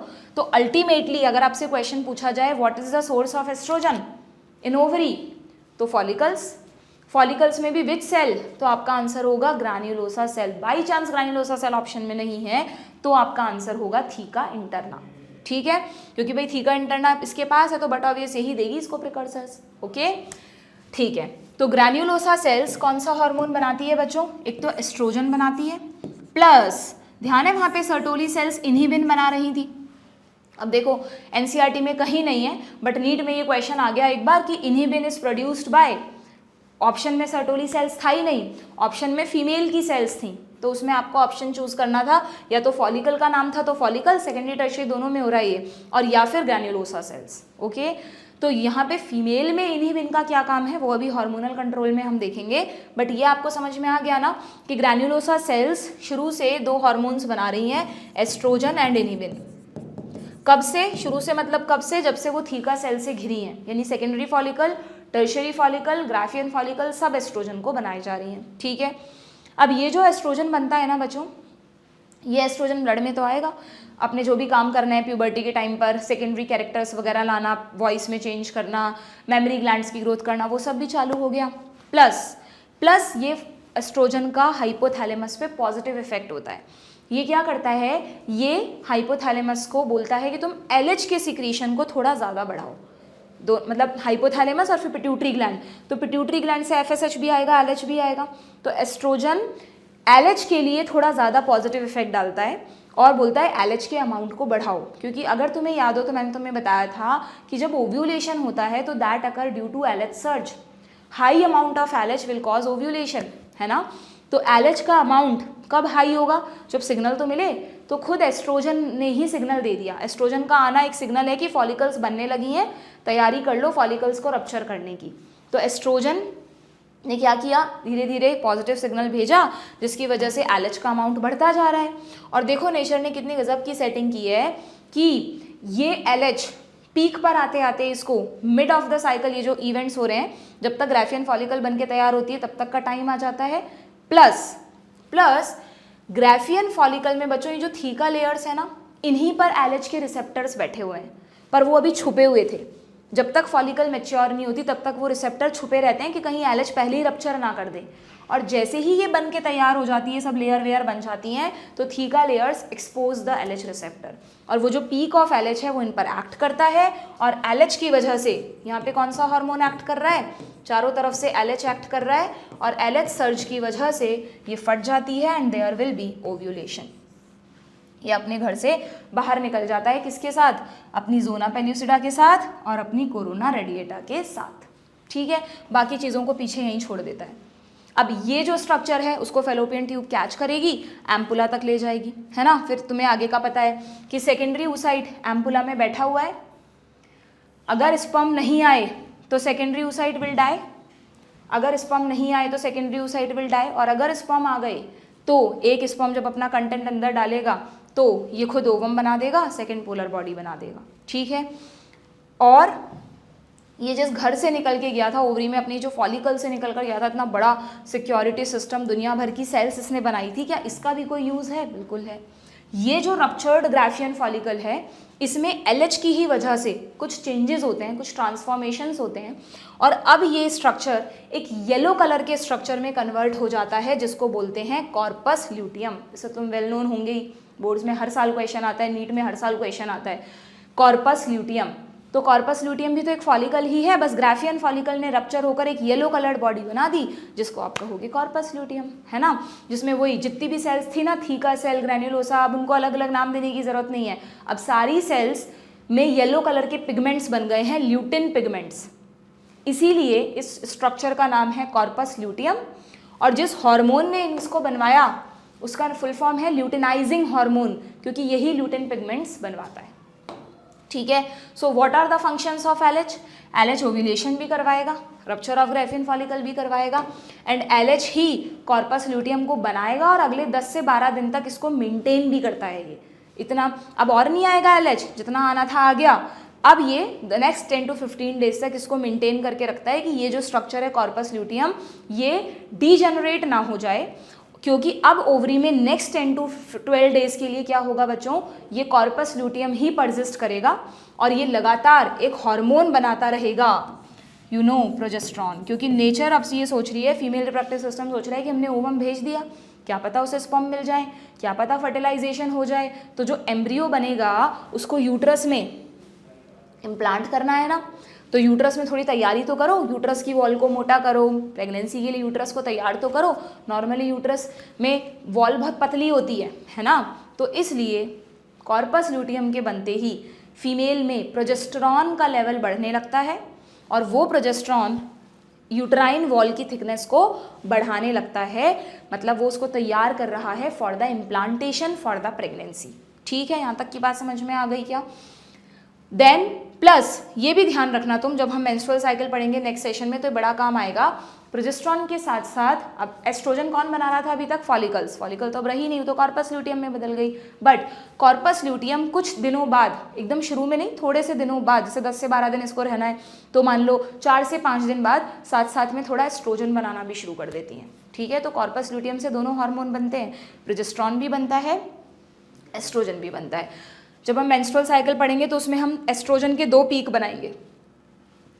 पहला पीक बनेगा फॉलिकल्स की वजह से, दूसरा पीक बनेगा कॉर्पस ल्यूटियम की वजह से, पर प्रोजेस्टेरॉन का एक ही पीक बनाएंगे सिर्फ कॉर्पस ल्यूटियम की वजह से। ठीक है, सो अगले 10 से 12 दिन बाद अगर फर्टिलाइजेशन हो जाता है ना बच्चों, तो यहाँ पे कुछ और ही चेंजेस होते हैं, वो मैं तुम्हें बताऊंगी नेक्स्ट सेशन में मेंस्ट्रुअल साइकिल के साथ, कि अगर प्रेगनेंसी शुरू हो गई तो कॉर्पस ल्यूटियम को सिग्नल्स मिलते हैं और कॉर्पस ल्यूटियम फिर डीजनरेट ही नहीं होता। अब ओवरी में दोबारा follicular cycle through out the pregnancy रुक जाता है, नई कोई फॉलिकल ग्रो नहीं करती। लेकिन अगर प्रेगनेंसी नहीं है, अगर फर्टिलाइजेशन नहीं हुआ, ओवम को स्पर्म नहीं मिले, तो 10 से 12 दिन तक तो इसने वेट किया था, इसके पास सिग्नल्स आए नहीं, तो ये डीजनरेट हो जाता है और डीजनरेट होकर एक छोटा सा व्हाइट कलर की बॉडी रह जाती है, that is corpus albicans, and this will and the development, मतलब 1 फॉलिकुलर साइकिल। यहाँ पे 1 साइकिल विल बी कंप्लीटेड। ये सारे इवेंट जो हमने पढ़े ना, सेकेंडरी फॉलिकल से लेकर यहाँ तक के बनने को, एक एवरेज वुमेन में इसको 28 दिन लगते हैं, 28 डेज का होता है। इसी को आपको मेंस्ट्रुअल साइकिल के साथ कोरिलेट करना होगा बाद में, ठीक है। तो ओवरी में फॉलिकुलर साइकिल तुम्हें समझ में आ गया ना। तो देखो लास्ट में क्या लिखा है यहाँ पर कि ग्राफियन फॉलिकल बन गई। ग्राफियन फॉलिकल में क्या हुआ, सेकेंडरी oocyte ने अपने चारों तरफ एक न्यू मेम्ब्रेन बनाई, खुद सेकेंडरी oocyte ने बनाई बच्चों, इस लाइन को हाईलाइट कर देना तुम। कौन बनाता है जोना पेल्यूसिडा को, खुद सेकेंडरी oocyte बनाता है। ये जोना पेल्यूसिडा किसकी बनी हुई है, ये एक ए सेल्यूलर प्रोटीन लेयर है, सेल्स की नहीं बनी हुई है, ग्लाइकोप्रोटीन्स की बनी हुई है, ठीक है। The graafian follicle now rupture, the graafian follicle now rupture to release the secondary oocyte और ओवम, कुछ भी कह सकते हो आप उसे, from the ovary by the process called ovulation. यहाँ पर आप लिख लेना ड्यू टू LH सर्ज। ये ओव्यूलेशन हुआ पीक ऑफ LH की वजह से, that is LH surge. Okay, can you identify major difference between spermatogenesis and oogenesis, वो हमने पहले ही कर लिए थे। यहाँ पर इसको एक चीज़ और बता रही हूँ मैं आपको, उसके साथ फिर कंप्लीट करते हैं। ये जो आपके बुक में ओवरी का डायग्राम है, जरा इसमें लेबल कर लेना इन स्टेजेस को। ये एक प्राइमरी फॉलिकल नहीं है एक ओवरी में, बर्थ के टाइम पर खूब सारी थी, प्यूबर्टी के टाइम पे 60,000 से 80,000 है हर ओवरी में, दोनों ईच ओवरी में। ओके, तो ये डेवलप करके बना रही है, नंबर ऑफ लेयर्स बढ़ गई, तो ये एक तरह से सेकेंडरी फॉलिकल हो गई क्या।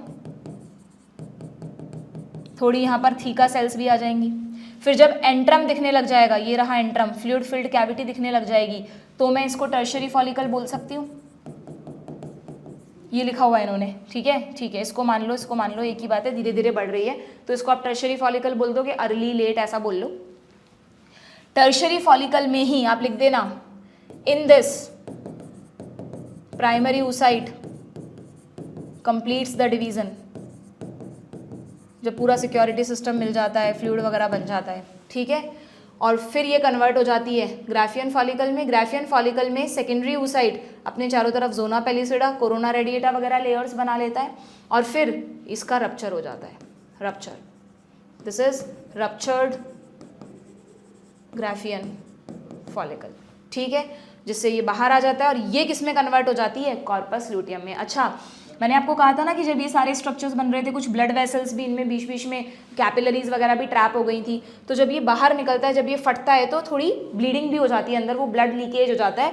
तो हमेशा कॉर्पस ल्यूटियम के सेंटर में ना आपको एक ब्लड क्लॉट दिखेगा बच्चों। पहले पूछते थे, इसको कॉर्पस हेमरेजिकस कहते हैं, हेमरेज यानी ब्लीडिंग, ठीक है, बट मुझे नहीं लगता पूछेंगे, बट डू रिमेंबर कि there is a blood clot in the centre of corpus luteum, ठीक है। ये कॉर्पस ल्यूटियम कितने दिन तक रहेगा, अगले 10 to 12 डेज तक रहेगा in the absence of fertilization, ठीक है। फिर ये डीजनरेट हो जाएगा और लास्ट में बना देगा कॉर्पस एल्बिकेंस। तो यानी एक फॉलिकल, एक प्राइमरी फॉलिकल ने अपना डेवलपमेंट पूरा कर लिया। फिर अगले मंथ नेक्स्ट ओवरी में सेम साइकिल रिपीट होगा, ठीक है, बात समझ में आ गई। इस तरह इनमें से कौन सा स्ट्रक्चर क्या सिक्रीट कर रहा है, कॉर्पस ल्यूटियम सिक्रीट करता है प्रोजेस्टेरोन, और ये जो फॉलिकल्स हैं secondary tertiary graafian, secondary tertiary और ग्राफियन, ये सारी फॉलिकल सिक्रीट करती हैं estrogen and inhibin, granulosa cells specially, इनमें भी कौन, ग्रैन्युलोसा सेल्स। ये सारे चीज़ें आपको पता होनी ही होनी चाहिए, ओके। तो यहाँ पर मैंने एक चार्ट बनाया बच्चों, जैसे आपका स्पर्मेटोजेनेसिस का हार्मोनल कंट्रोल पढ़ा था ना हमने, oogenesis का भी आपको पता होना चाहिए। इसमें सारे हार्मोन्स के देखो फंक्शन आ गए। GnRH की वजह से FSH LH बना, LH, चलो पहले FSH देखते हैं। FSH का नाम है फॉलिकल स्टिमुलेटिंग हार्मोन। मेल में ये एक्ट करता है सर्टोली सेल्स पर, फीमेल में ये एक्ट करता है उस प्राइमरी फॉलिकल पर जो रुकी हुई थी, उसको सेकेंडरी में बदला, टर्शरी में बदला, ग्राफियन में बदला। ये जो फॉलिकुलर ग्रोथ हो रही है ना, इसको एफएसएच भी करवा रहा है और खुद जो एस्ट्रोजन सिक्रीट हो रहा है वो भी इस पर पॉजिटिव इफेक्ट डालता है। ठीक है, तो ये सारी फॉलिकल्स मिलके एस्ट्रोजन बना रही हैं, इनिबिन बना रही हैं। तो देखो एस्ट्रोजन से भी इस पर पॉजिटिव है, एफएसएच भी पॉजिटिव है, और एस्ट्रोजन पिट्यूटरी ग्लैंड पर भी पॉजिटिव इफेक्ट डाल रहा है फॉर एलएच। ये यहाँ भी ले जा सकते थे हम एरो, बट मैंने इसकी तरफ कर दिया क्योंकि एलएच के लिए ज़्यादा पॉजिटिव इफेक्ट डालता है। ओके, एस्ट्रोजन का एक नेगेटिव इफेक्ट भी होता है पिट्यूटरी के लिए, एफएसएच के लिए। एस्ट्रोजन का डुअल रोल है, बड़ा कॉम्प्लिकेटेड सा रोल है, आपके लेवल पर इतना पढ़ना नहीं है, बट आप चीज़ों को कोरिलेट कर सको इसलिए बता रही हूँ कि जो एस्ट्रोजन है ना, ये एस्ट्रोजन एफएसएच को बहुत ज़्यादा नहीं बढ़ने देता। हालांकि एलएच का जब पीक आएगा तो एफएसएच का भी आएगा, पर आप देखना हमेशा एलएच से कम रहेगा FSH due to this inhibition. क्योंकि अगर बहुत ज़्यादा एफएसएच हुआ ना तो क्या पता ओवरी में कोई दूसरी फॉलिकल भी साइकिल शुरू कर दे। हम चाहते हैं मंथ में एक ही ओवम बने, इसलिए एफएसएच के लिए तो इसका नेगेटिव रोल है, एलएच के लिए पॉजिटिव रोल है। रोल वही पिट्यूटरी के थ्रू है। ओके, इनहिबिन क्यों आ रहा है लगातार? इनहिबिन भी यही सेम काम कर रहा है जो एस्ट्रोजन एफएसएच के लिए कर रहा है, कि एफएसएच की कॉन्सेंट्रेशन को इतना ही बनाए रखना है कि एक ही फॉलिकल ग्रो करे, बहुत सारी ना करें, क्योंकि ओवरी में बहुत सारी प्राइमरी फॉलिकल्स बैठी हुई हैं, या एक ही ओवरी में करे दूसरी में ना करे। ठीक है, क्योंकि ह्यूमन बींग का इतना ही कैपेसिटी है नॉर्मली कि वो एक ही जाइगोट बने और उसी को वो कंसीव कर सकते हैं। बहुत बार ट्विंस भी होते हैं, बट वहाँ पे आप देखना बहुत मेजॉरिटी ऑफ केसेस में हेल्थ इश्यूज आ जाते हैं। एक बच्चा थोड़ा वीक होता है, एक हेल्दी होता है, या दोनों वीक होते हैं। तो जनरली जो नॉर्मली है वो नेचर यही चाहती है कि एक बार में यूट्रस की कैपेसिटी एक ही को कंसीव करने की है। ठीक है, समझ में आ गया इनहिबिन का रोल, इसका नेगेटिव रोल। ओके, एलएच का काम क्या था? आ तो दोनों शुरू से रहे थे, but mid of the cycle पर एफएसएच भी पीक पर है, एलएच भी पीक पर है। ज़्यादा पीक किसका है? एलएच का, due to this positive effect. ये इस ग्राफियन फॉलिकल को रप्चर करेगा, ओव्यूलेशन करवाएगा और इसको बदल देगा कॉर्पस ल्यूटियम में। यहीं से सिक्रीशन शुरू हो जाएगा प्रोजेस्टेरॉन का। और प्रोजेस्टेरॉन बच्चों ध्यान रखना, वेरी वेरी इंपॉर्टेंट, जैसे हमने मेल में टेस्टोस्टेरॉन का इफेक्ट पढ़ा था क्या, कि अगर ब्लड में हाई लेवल ऑफ टेस्टोस्टेरॉन है तो वो नेगेटिव इफेक्ट डालता है कि इसको थोड़ा कंट्रोल करो। सेम वैसे ही एस्ट्रोजन का तो डुअल रोल देखा हमने, कहीं पॉजिटिव कहीं नेगेटिव, लेकिन progesterone very very very important, हर जगह काम आएगा आगे, कि high level of progesterone will inhibit both glands. जब एक फीमेल में कॉर्पस ल्यूटियम बन जाता है तो उसके बाद यह इंश्योर किया जाता है कि जब तक कॉर्पस ल्यूटियम रहे कोई नई फॉलिकल ग्रोथ शुरू ना करे, नया ओवम ना बन जाए। ओके, तो वो बात को कौन इंश्योर करता है? ये प्रोजेस्ट्रॉन। प्रोजेस्ट्रॉन का नेगेटिव रोल होता है, नेगेटिव इम्पैक्ट होता है, जिसकी वजह से ना जीएनआरएच आता है, ना एफएसएच एलएच की कॉन्सेंट्रेशन बढ़ती है, और ये जो फॉलिकुलर ग्रोथ है ये इनहिबिटेड रहती है। जब मेंस्ट्रुअल साइकिल का आप देखो, एक बार एनसीईआरटी मैंने भी नहीं लगाया, बताऊंगी नेक्स्ट सेशन में, ग्राफ बने हुए हैं उसमें आप देखो, जब अगर ये ग्राफ बनाऊं मैं, ठीक है, ओके, तो अगर हम कह रहे हैं कि ये एस्ट्रोजन का ग्राफ है, मान लो ये मैंने एस्ट्रोजन का ग्राफ बनाया है और ये प्रोजेस्ट्रॉन का ग्राफ है, यहाँ पर प्रोजेस्ट्रॉन बढ़ गया, तो जब प्रोजेस्ट्रॉन बढ़ा रहता है ना बच्चों, तो एफएसएच एलएच का ग्राफ ऐसे बन रहा होगा। मैं थोड़ा सा सिंपल वे में बना रही हूँ, मान लो this is FSH and this is, उल्टा लिख दिया मैंने ऊपर वाला, this is LH and this yellow coloured is FSH. FSH का हमेशा कम रहे, यहाँ पे थोड़ा सा ओवरलैपिंग है, वो मैंने भी बनाई नहीं है, मैं तो ये समझा रही हूँ कि जब प्रोजेस्ट्रॉन का लेवल हाई रहता है, इसको थोड़ा सा और आगे करूँ, जब प्रोजेस्ट्रॉन का लेवल हाई रहता है, ठीक है, तो प्रोजेस्ट्रॉन के हाई लेवल में एफएसएच एलएच लो पड़े रहते हैं। ल्यूटियल फेज, जब कॉर्पस ल्यूटियम बनेगी वहाँ से ल्यूटियल फेज शुरू हो जाएगी। High level of progesterone inhibit hypothalamus as well as pituitary gland, so that FSH LH ना आए और नया फॉलिकुलर साइकिल शुरू ना हो। ठीक है, इसीलिए ये भी ध्यान रखना, अगर एफएसएच एलएच नहीं आएगा तो नया फॉलिकुलर साइकिल शुरू नहीं होगा, तो इसका मतलब ओव्यूलेशन भी नहीं होगा, तो क्या रहेगा, वो सारा प्रोसेस कुछ समय के लिए रुका रहेगा। तो अगर मैंने तुम्हें भी थोड़ी देर पहले कहा था कि अगर प्रेगनेंसी शुरू हो जाती है तो कॉर्पस ल्यूटियम डीजनरेट ही नहीं होती, तो अगर कॉर्पस ल्यूटियम डीजनरेट ही नहीं होगी तो through out the pregnancy progesterone high रहेगा क्या? अगर प्रोजेस्ट्रॉन हाई रहेगा तो ओवरी में नई फॉलिकुलर साइकिल स्टार्ट नहीं होगा, दैट इज द रीजन कि during pregnancy menstrual cycle will stop for 9 months. ठीक है, why? Due to high level of progesterone. यहाँ पे मैंने लिख दिया है high level of progesterone inhibit to secrete to prevent new follicular cycle. तो ल्यूटियल फेज में भी नए इवेंट्स नहीं होंगे और अगर प्रेगनेंसी शुरू हो गई तो भी नए इवेंट्स नहीं होंगे. ओके, ये दोनों ही हार्मोन्स बच्चों एक और बड़ा इंपॉर्टेंट काम करते हैं, यूट्रस को प्रेगनेंसी के लिए तैयार करना, यानी यूट्राइन वॉल को बढ़ाना, एंडोमेट्रियम की थिकनेस को बढ़ाना. तो वो काम एस्ट्रोजन ने ही शुरू कर दिया था. जब वो बनने लगा था प्रोजेस्ट्रॉन और ज़्यादा इंक्रीज करता है एंड उस वॉल को मेंटेन करके रखता है, एटलीस्ट जब तक एम्ब्रियो आके इम्प्लांट ना हो जाए वो वॉल मेंटेन रहे. ठीक है, अगर मान लो फर्टिलाइजेशन नहीं हुआ, कॉर्पस ल्यूटियम डीजनरेट हो गई जैसा कि हम नॉर्मली पढ़ रहे हैं इन द एब्सेंस ऑफ प्रेगनेंसी, तो कॉर्पस एल्बिकेंस बन जाएगी. तो क्या प्रोजेस्ट्रॉन का लेवल डाउन चला जाएगा? अगर प्रोजेस्ट्रॉन का लेवल डाउन चला गया तो ये इनहिबिटरी इफेक्ट खत्म. अगर ये इनहिबिटरी इफेक्ट खत्म तो FSH दोबारा आएंगे और नेक्स्ट ओवरी में एक नया साइकिल स्टार्ट हो जाएगा.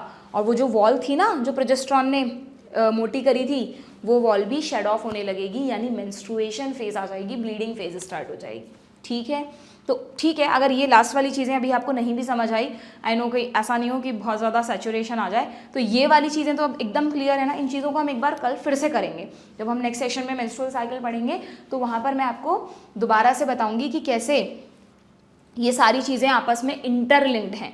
अभी जो हमने आज पढ़ा वो तो एकदम क्रिस्टल क्लियर है ना आप लोगों को कि हमने क्या क्या समझा आज, कि एक ओवरी में ये जो oogenesis का प्रोसेस हो रहा है, सेल कब प्राइमरी oocyte बना रही है, कब सेकेंडरी oocyte बना रही है, वो कैसे हो रहा है, और उस सेल को सराउंड करती हुई जो फॉलिकल्स हैं प्राइमरी, सेकेंडरी, टर्शियरी, ग्राफियन, वो कैसे कैसे चेंज हो रही हैं. दैट इज़ एकदम क्लियर ना. ओके, और लास्ट में ये जो तुम्हारी बुक में चार्ट दिया है ना, कहाँ गया ये वाला चार्ट, ये तुम ज़रूर से देख लेना, है ना. मैं तुम्हें अच्छे से चार्ट्स बनवा चुकी हूँ.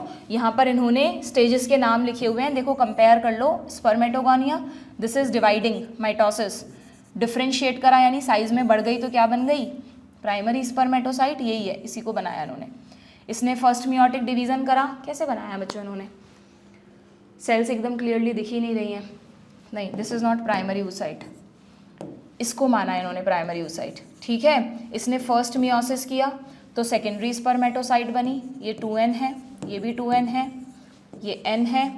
सेकेंड मियोसिस के होते ही स्पर्मेटेड बन गए और डिफ्रेंसिएशन यानी बात हो रही है स्पर्मियोजेनेसिस की, तो स्पर्म यानी स्पर्मेटोजोआ बन गए. ठीक है, यहाँ देख लो, सबसे पहले oogonia थे, मल्टीप्लाई कर रहे थे. डिफ्रेंसिएशन का मतलब यहाँ ग्रोथ से है, तो प्राइमरी oocyte बना. आई थिंक ये प्राइमरी oocyte बनाया इन्होंने. इसने मियोसिस 1 शुरू तो किया पर ये अटक गया. कब पूरा हुआ, प्यूबर्टी के टाइम पर. एक बनी सेकेंड oocyte, सेकेंडरी oocyte, एक छोटी सी बनी फर्स्ट पोलर बॉडी. ये 2n, ये भी 2n, बट ये n, ये भी n. सेकेंडरी oocyte ने, अब इन्होंने दिखाया ही नहीं, यहाँ पर भी 2 ऐसे एरो लगाने चाहिए थे, हमने हमारे डायग्राम में बनाए तो तुम बना लेना. यहाँ पर भी सेकेंडरी oocyte ने मियोसिस सेकेंड शुरू तो कर दिया लेकिन वो कंप्लीट बाद में हुआ. जब वो कंप्लीट हो जाएगा तो बनेगा ओवम और एक छोटी सी सेकेंड पोलर बॉडी. ठीक है, डन. सारे इवेंट्स क्लियर हैं आप लोगों के. जैसे हमने लास्ट में स्पर्म का स्ट्रक्चर पढ़ा था, यहाँ पे दे नहीं रखा ओवम का स्ट्रक्चर, बट ओवम का स्ट्रक्चर वही है जो मैंने तुम्हें बताया. ओवम में एक ये जो सेल है main, this is plasma membrane. उसने अपने चारों तरफ प्रोटेक्ट करने के लिए खुद को क्या बनाई है, एक प्रोटीन की लेयर बनाई है जो ग्रीन कलर से दिखाई है तुमको, जोना पेल्यूसिडा. और जोना पेल्यूसिडा के बाहर जो फैली हुई सेल्स हैं, ये सारी आपको जो दिख रही हैं, these are the cells of corona radiata, जिनके बीच बीच में they are cemented with hyaluronidase. बस ओवम के स्ट्रक्चर में यही चीज़ें ध्यान रखनी है हमको अभी फिलहाल के लिए. बाकी जब फर्टिलाइजेशन पढ़ाऊंगी ना तब ओवम का स्ट्रक्चर एक बार रिवाइज करेंगे हम, तब आपको अच्छे से समझ में आएंगी चीज़ें. ठीक है, और हाँ, यहाँ पर एक और स्पेशल चीज़ होती है, ये भी हम तभी डिस्कस करेंगे. जस्ट प्लाज्मा मेम्ब्रेन के बाहर जोना पेल्यूसिडा और प्लाज्मा मेम्ब्रेन के बीच में थोड़ा गैप होता है बच्चों, उस गैप को बोलते हैं PVS, पेरी विटेलाइन स्पेस. इसकी भी इंपॉर्टेंस वहीं पढ़ेंगे फर्टिलाइजेशन के साथ. Okay, done.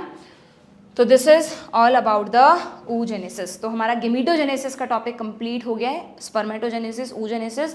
अब मुझे नहीं लगता तुम oogenesis की किसी भी स्टेज में कंफ्यूज होगे। एक बार अभी आज के आज ही रिवाइज कर लेना, खुद से दोनों चार्ट्स बनाना, पहले oogenesis वाला प्रोसेस बनाना, फिर फॉलिक्यूलर ग्रोथ वाला प्रोसेस बनाना। नोट्स अवेलेबल हैं ऐप पर, नहीं समझ आ रहा है तो वहाँ से देख देख के बनाना, बट समझ में आना चाहिए, याद हो जाना चाहिए अभी के अभी। ओके, नेक्स्ट सेशन में बच्चों हम मेंस्ट्रुअल साइकिल पढ़ेंगे, जिसमें आपका oogenesis भी रिवाइज हो जाएगा क्योंकि उसके इवेंट्स इसी से लिंक्ड हैं। ठीक है, गुड बाय।